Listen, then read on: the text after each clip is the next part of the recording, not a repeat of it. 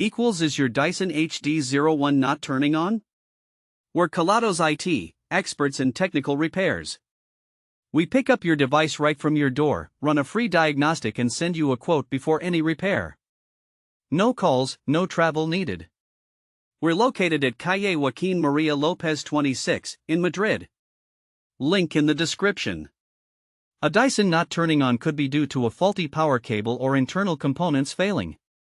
Replacing the power cable can often restore functionality. Our team will diagnose the issue and ensure everything works smoothly again.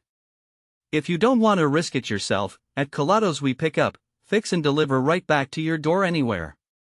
Link in the description.